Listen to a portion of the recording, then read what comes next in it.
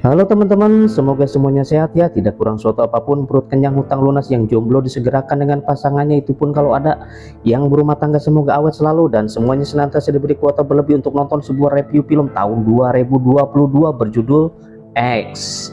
Yang suka dengan channel ini tolong sisihkan jemarinya untuk menekan tombol subscribe dan aktifkan loncengnya untuk mendapatkan info terbaru dari Calawak. Oke teman-teman, tanpa babi bu dan bla bla bla, kita ikuti alur ceritanya.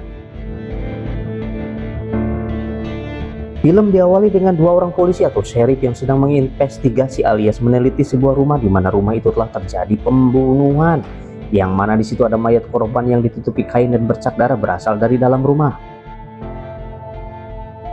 Sampai di dalam rumah tampak TV sedang menyala dan menyiarkan tentang seorang petinggi umat yang sedang khotbah menerangkan tentang suatu aliran tentang menjadi hamba Tuhan yang baik dan benar.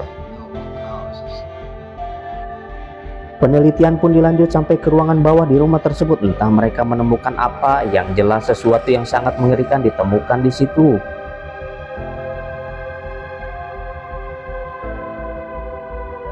Scene beralih ke seorang cewek yang mirip dengan Meriam Bellina, sebut saja namanya Maxine, yang sedang menghisap tepung beras Rose Brand. Kemudian datang seorang cowok yang disebut saja namanya Wayne, yang mungkin pacarnya karena kemudian gadis itu dicumbunya. Ini kejadiannya 24 jam sebelum awal film tadi.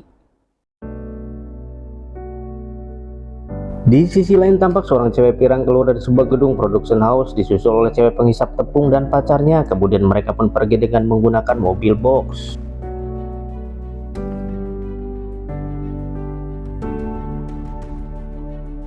Tampak di dalam mobil tersebut banyak para cewek dan cowok yang sedang mempelajari naskah film.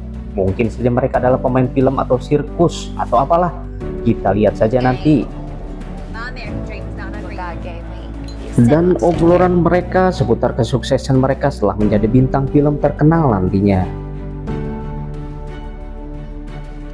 Mobil kemudian berhenti di pom bensin untuk berbelanja barang kebutuhan. Tampak di luar sana sambil nunggu Wayne berbelanja, mereka melakukan pengambilan gambar. Karena mereka menyadari film yang akan mereka buat adalah dengan budget yang sangat rendah, jadi harus memanfaatkan tempat di mana saja.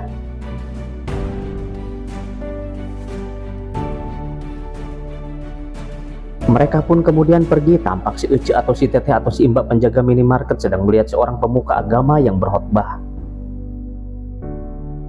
Di tengah perjalanan mereka menemukan kemacetan yang ternyata ada sapi yang terlindas mobil. Dan tampak si bapak polisi yang di awal film tadi ada sedang mengawasi. Akhirnya mereka tiba di suatu rumah yang jauh kadi-tukadi alias jauh dari mana-mana dan letaknya ada di pedesaan. Wayne kemudian turun dan mengetuk-ketuk pintu rumah itu. Sesaat kemudian ada suara di dalam rumah yang ternyata mereka sudah janjian lewat telepon. Tapi kemudian muncul seorang pria menodongkan senjata ke arah Wayne, yang katanya rumah ini milik pribadi dan bukan milik umum. Kemudian Wayne menjelaskan bahwa dia hendak menyewa rumah itu sesuai dengan obrolan mereka lewat telepon tempo hari. Ternyata pemilik rumah itu seorang kakek-kakek yang luluh juga dan mempersilahkan masuk untuk mereka. Dan ternyata kakek itu mungkin pikun, jadi nggak tahu apa yang mereka bicarakan sebelumnya. Mereka pun kemudian bergegas turun dari mobil. Sementara itu Maxine melihat seorang nenek-nenek yang melihatnya di lantai 2 rumah tersebut. Si kakek kemudian mengajak mereka ke rumah yang lain untuk tempat tinggal mereka. Rumah itu kata si kakek merupakan tempat tinggal para pejuang perang zaman dulunya.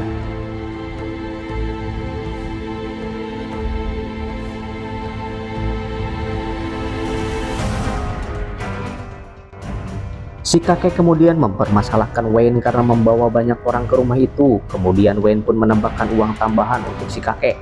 Tapi si kakek kemudian berkata bahwa dia tidak menyukai mereka. Tapi karena duit sudah di genggaman, sudah diterima saja, mau gimana lagi.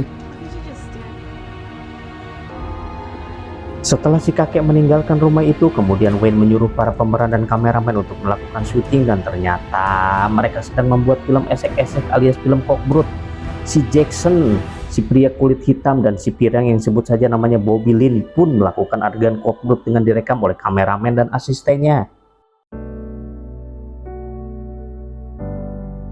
Sementara itu ketika Jackson dan Bobby Lynn sedang melakukan adegan kokbrut, Maxine pun berjalan-jalan keluar dari rumah itu sampai tiba di suatu danau dan dia duduk di sebuah dermaga. Tiba-tiba saja tampak dari kejauhan seorang sedang membuntutinya. Maxine pun kemudian melepas baju dan langsung nyemplung ke danau itu. Saat Maxine sedang berenang, tiba-tiba saja seekor buaya darat Buaya buntung, buaya hidung belang, buaya rawa tampak mengikutinya dari belakang. Untung saja saat Maxine menuju rumah sewa, tampak seorang nenek-nenek yang sedari tadi membuntuti Maxine jalan ke danau. Ngasih kode entah maksudnya apa. Maxine pun kebingungan. Dia pun menghampiri rumah tempat si nenek itu tinggal. Dan dengan perlahan kemudian dia masuk ke rumah itu. Di dalam rumah tampak piring-piring kotor berserakan. Tiba-tiba saja si nenek muncul di belakang menawarkan lemon peras. Kemudian Maxine dan si nenek itu duduk dalam satu meja menikmati es lemon peras hasil buatan si nenek. Maxine pun meminumnya sampai habis dan langsung berpamitan karena suasana yang tidak mengenakan. Sambil berjalan ke arah pintu, si nenek memperlihatkan foto-fotonya semasa muda bersama si kakek yang ternyata adalah veteran perang. Nenek itu juga dulunya seorang penari. Karena situasi perang akhirnya tidak bisa melanjutkan profesinya. Maxine pun disuruh keluar dari rumah itu ketika ada mobil yang datang. Dengan kebingungannya, Maxine pun keluar dari rumah itu. Tampak si kakek masuk ke rumah itu membawa sesuatu. Maxine pun setengah berlari. Tiba-tiba Wayne memarahinya karena waktu syuting kok malah kelayaban kemana-mana. Si kakek pun merasa curiga terhadap gelas bekas yang Maxine minum tadi. Pikirnya pasti ada orang lain masuk ke rumahnya. Scene beralih ke kandang sapi di mana akan ada pengambilan adegan kokbrut yang Maxine sebagai pelaku utamanya di situ. Saat sedang melakukan adegan tersebut, tampak si nenek sedang melihatnya dari balik kaca dengan mimik muka yang sedih dan marah. Namun bisa juga sange atau apalah itulah.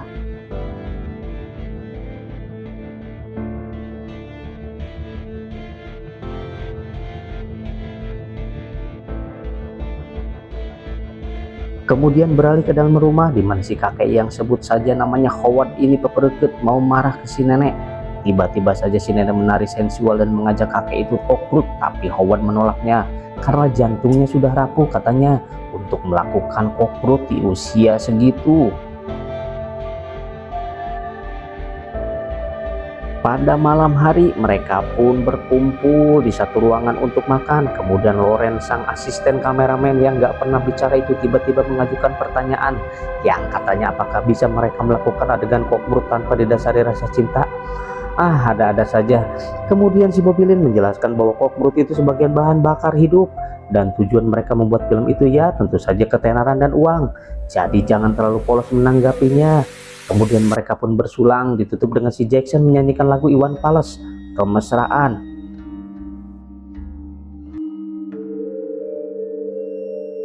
Tiba-tiba saja Loren ingin masuk menjadi pemeran film kokbrut itu, sementara pasangannya yang sebut saja namanya RJ sang kameramen ragu dengan keputusan itu. Tapi rekan-rekan lainnya malah mendukungnya. RJ mengatakan bahwa film sudah separuh jalan, tidak mungkin merubah skenario. Tapi Loren tetap saja ngotot pengen masuk ke dalam film tersebut. Wayne dan RJ kemudian keluar membicarakan hal tersebut. Ada sedikit ketegangan di sini karena RJ bersikeras pacarnya tidak mau dikokbrut sama si Jackson.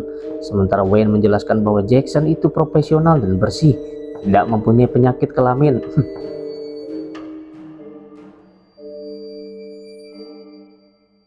Akhirnya Loren pun di make up dan Jackson siap-siap sedang melakukan pemanasan. Dengan berberat hati, RJ pun mulai memegang kameranya dan siap untuk merekam kekasihnya bersama si Jackson. Dan pada akhirnya RJ pun menangis di kamar mandi. Setelah mandi, dia kemudian mengambil kunci mobil dan bergegas pergi dari tempat itu. Tiba-tiba saja secara mengejutkan si nenek muncul dengan mengenakan baju putih. RJ pun turun dan menanyakan kabar apakah baik-baik saja. Tiba-tiba saja nenek itu memeluknya seolah merasa bergairah dan nyosor-nyosor ke RJ. RJ pun merasa aneh dan tak mau melayani si nenek. Tiba-tiba saja si nenek menancapkan pisau di leher RJ. RJ pun tersungkur, kemudian si nenek mendudukinya dan menancapkan pisau kembali ke leher RJ. Sampai akhirnya RJ pun tewas. Entah ada apa dengan si nenek, dia kemudian melakukan tarian di samping mayat RJ dan si nenek pun mengambil kunci mobil itu.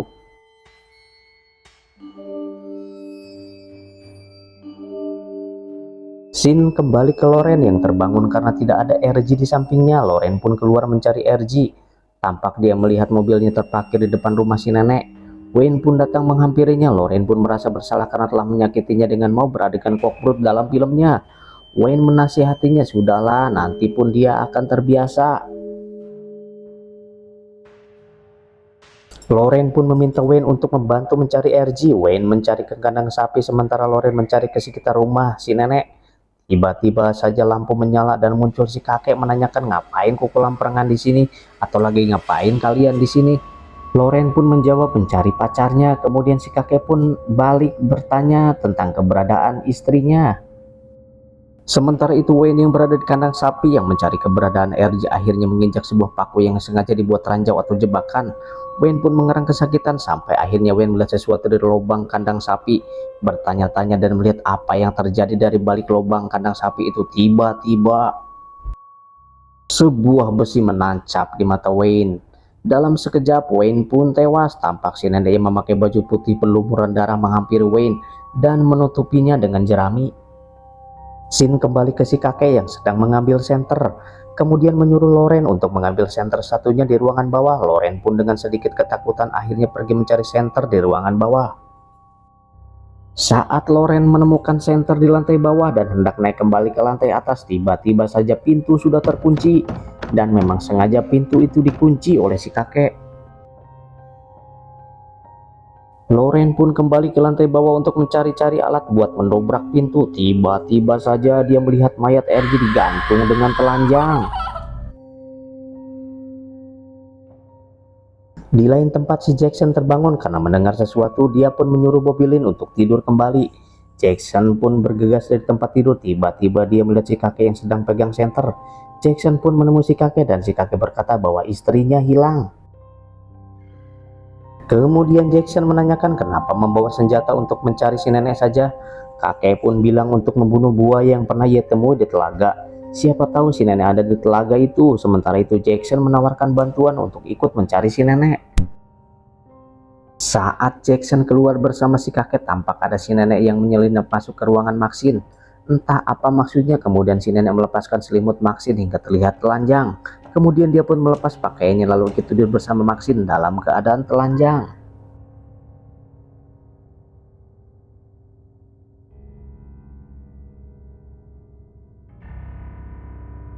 Scene beralih ke Jackson dan si kakek yang berada di pinggir telaga. Jackson pun yang merasa mantan marinir bilang tidak perlu senter untuk menemukan si nenek.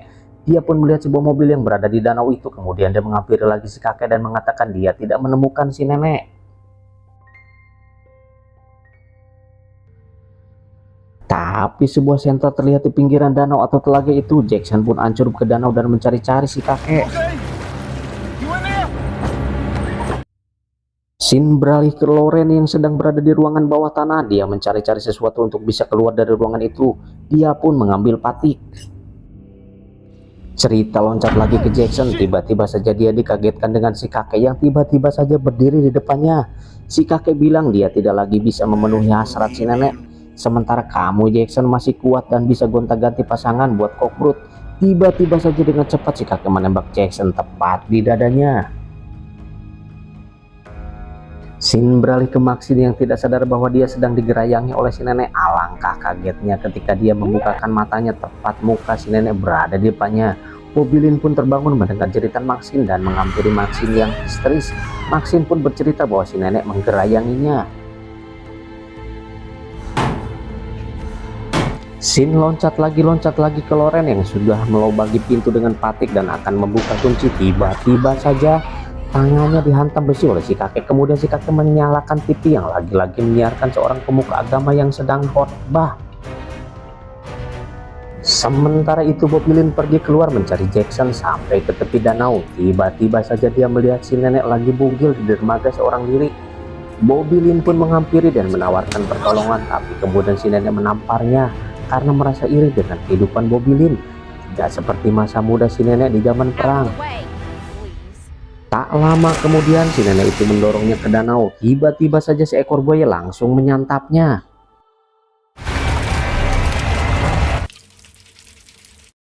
Scene beralih ke Maxine yang sedang membersihkan darah karena habis dipeluk sama si nenek. Kemudian dia melihat si nenek dan kakek menghampiri rumah itu. Maxine pun bersembunyi. Kakek dan nenek itu mencari-cari Maxine di dalam rumah. Ternyata mereka sekongkol dalam membunuh tamu-tamunya itu. You know I wanna give it to you, pal. But of course. course you are. Si nenek pun akhirnya curhat bahwa dia semasa hidupnya tidak pernah mendapatkan apa yang dia inginkan. Si kakek pun mendekatinya dan berusaha menenangkannya. Entah bagaimana ceritanya, kemudian kedua insan tua itu kokrut di tempat itu, yang ternyata Maxine ada di bawah ranjang lagi ngumpet. Dengan perlahan Maxine keluar dari kamar itu dan bergegas menuju mobil. Tiba-tiba saja ban mobilnya sudah dalam keadaan kempes. Akhirnya dia mendengar teriakan dari Loren di ruangan bawah. Maxine pun menuju ruangan itu dan membuka pintu untuk Loren. Loren pun keluar sambil berkata-kata bahwa ini semua ulah Maxine dan ia sangat membencinya. Tiba-tiba saja suara tembakan dari si kakek mengenainya. Saat si kakek menyeret mayat Loren, tiba-tiba saja dia tersedak kena serangan jantung. Pada saat itu Maxine menodongkan pistol ke arah mereka dan mereka pun bersih tegang. Biasalah urusan perempuan. Saat tensi memanas, Maxine menarik pelatuk untuk menembak. Tiba-tiba saja pelurunya habis dan momen itu digunakan si nenek untuk meraih senjata si kakek. Si nenek menembaknya lalu dia terpental jatuh. Glory be to Jesus! Dan ternyata tembakannya meleset. Maxine pun menghampiri si nenek yang terpental. Kemudian dia menuju mobil truk dan menyalakan mobilnya. Tiba-tiba saja dia melindasi si nenek sampai kelapanya hancur. Maxine pun pergi dari tempat itu dan film pun selesai. Oke teman-teman, secara keseluruhan saya menilai film ini 5,5 dari 10 lewat cerita yang tersaji dari film ini. Terima kasih buat kalian yang sudah menonton film ini dari awal hingga akhir. Semoga kalian sehat selalu dan diberikan rezeki berlebih untuk membeli kuota dan membahagiakan orang-orang yang berada di sekeliling kalian. Jangan lupa subscribe dan nyalakan loncengnya untuk mendapatkan info review film terbaru dari Calawak. Kesepian tanpa kasih. Sekian dan terima kasih. Bye-bye.